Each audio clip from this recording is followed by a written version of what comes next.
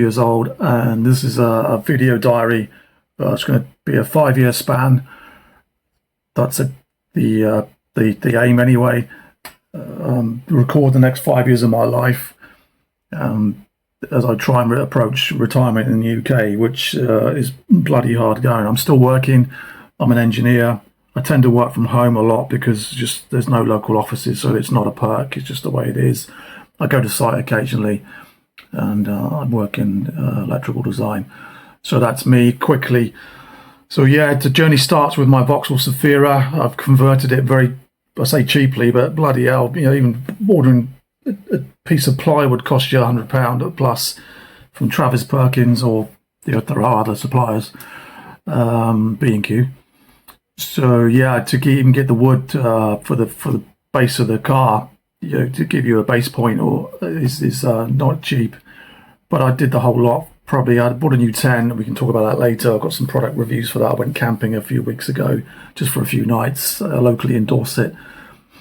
So yeah, we can look at. I will do some product reviews. I bought a nice little LP Core fridge as well, so we can go over that. So I've got video content for that. So there's some good stuff coming up, guys. Bear with me. I'm not the best presenters. I'm getting old, so just let's see how this pans out. But it's hopefully you can come along with this journey, and I can pass on some wisdom to you younger guys and girls out there.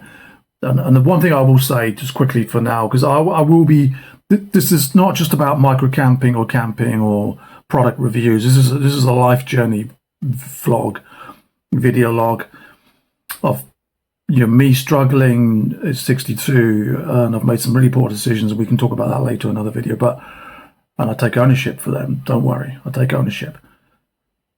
But it's also about, life's shite and difficulties that we all face, especially now in the UK with cost of living and all the rest of it. So I try and throw out some tips and tricks, but I say the one thing I will say is that life, it really is just too damn short. I know everyone says it, but take it from me.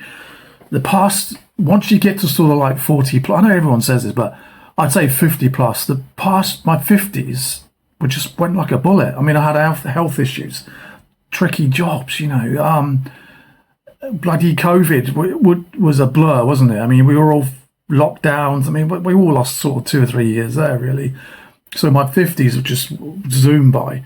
So it's just not a warning, but a bit of advice to you younger people out there that, maximize your time when you're younger.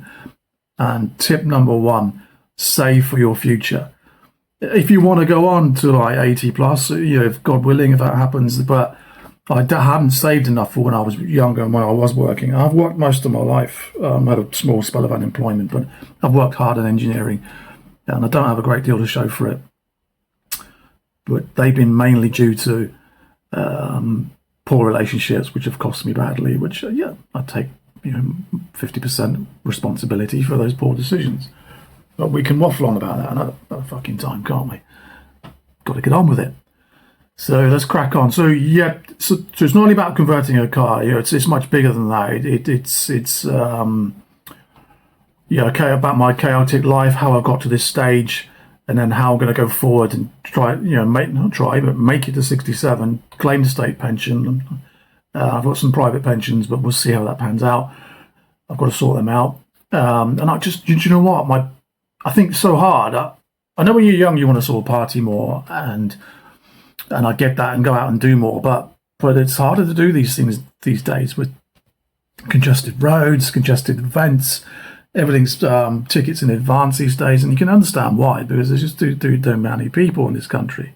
That's just a statistical fact. It's just the way it is. It's just 69 million people and increasing. So, it may be coming down. I don't fucking know, but it seems like a lot of people in bloody Bournemouth. It's rammed, especially this time of year in the summer.